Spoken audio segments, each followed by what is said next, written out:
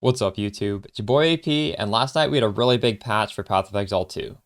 This video is going to break down the changes that directly affect our Spark character. Now, I've already pre-read the patch notes, so this should be relatively quick and pain-free. Alright, first big change. We are gaining back 20 to all our resistances. So 20 fire, 20 lightning, 20 cold. This is read in the line, maps no longer have additional elemental resistance penalties inherently applied at tier 6 and tier 11. So I guess this won't affect you unless you're already in maps, but this change is live and you should notice that you will have this increased resistance. For our character, our suffixes are entirely filled with resistance as well as intelligence if we're able to squeeze it in.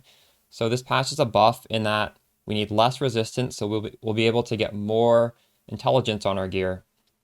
Every intelligence point is 2 mana, and mana directly increases our damage through Archmage, it increases our defense through Mind Over Matter, and then it in turn increases our energy shield if you swapped over to the higher budget version. This is great news for us. The next big change is possibly even better. So Burning Ground. If you were playing the CI endgame variant, you're probably aware this was the worst map modifier to run. In fact, I don't even run my maps if it rolls Burning Ground, I just set them aside. The issue with Burning Ground is it puts a debuff on your character. It doesn't do that much damage, but it stops our energy shield from regenerating. So the change to Burning Ground was that it no longer increases in coverage with higher tier waystones.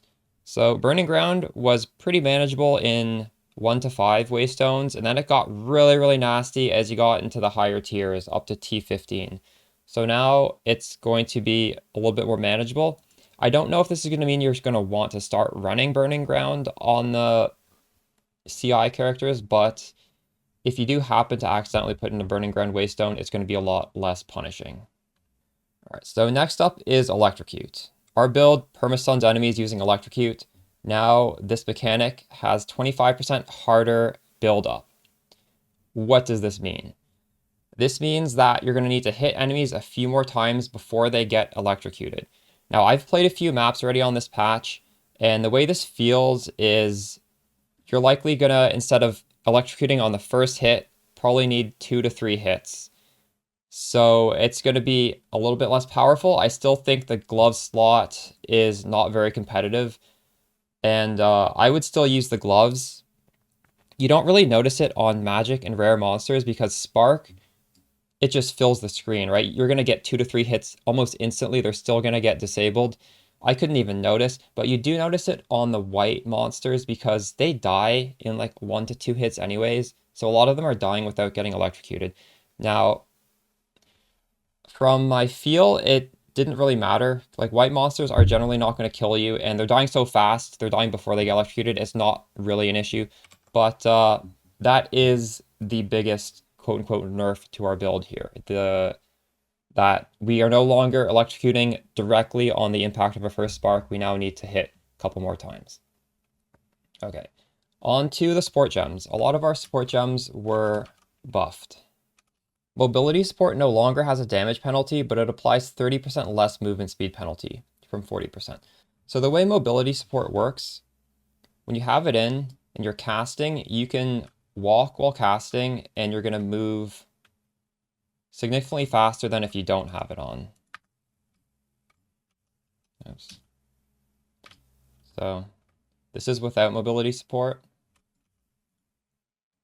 and this is with mobility support.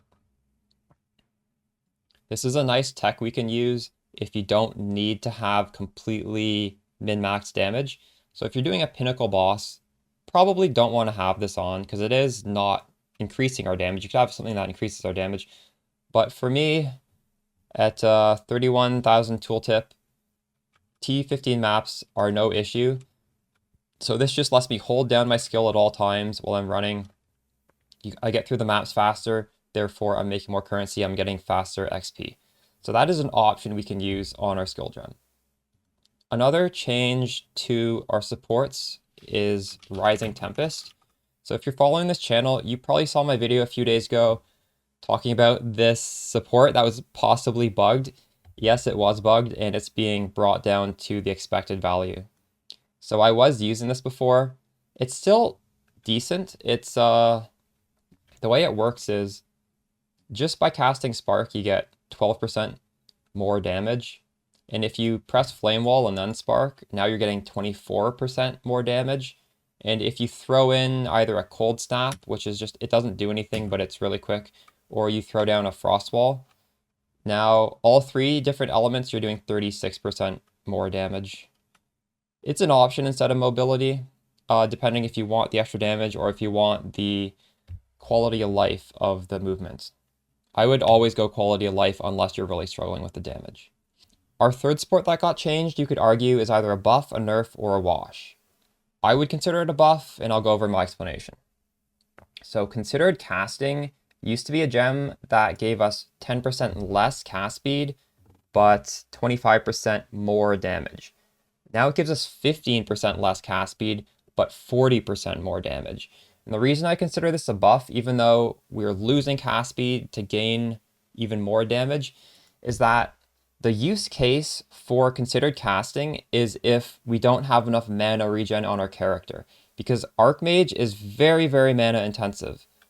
If you're holding down your Spark and it's just draining your mana, that means you could opt to lower your cast speed. If you're casting less, it is significantly less mana cost.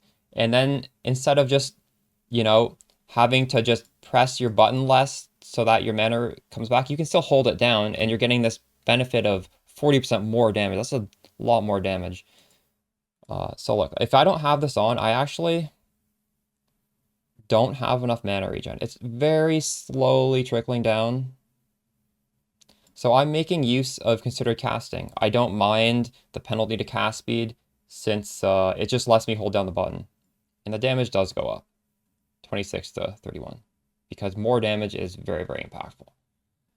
Well, that's the extent of these patch notes, and I'd say overall we come out on top. I'm pretty happy with these changes. To go over my Spark links right now, I'm using Arcane Tempo for more cast speed, Acceleration for more projectile speed, Inspiration, reduce our mana cost, Considered Casting for the more damage as well as reducing my cast speed. And right now the final link is Mobility. I did take out Rising Tempest for Mobility. If you wanted to have a higher damage final link, other options would be Pierce. Now Pierce is nice because it lets you hit a second time with your projectile. There is a line on it where the second time it hits, it does 30% less damage. So obviously your first hit is 100%, right? And then your second hit is 70%. That's still a huge amount of extra damage.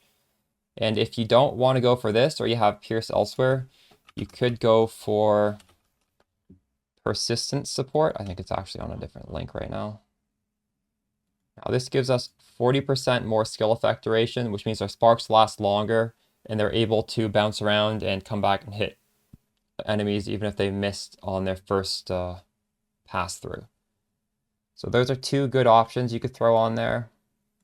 But I would highly recommend trying out Mobility if you do have the extra damage to fit it in, because it does feel quite comfortable.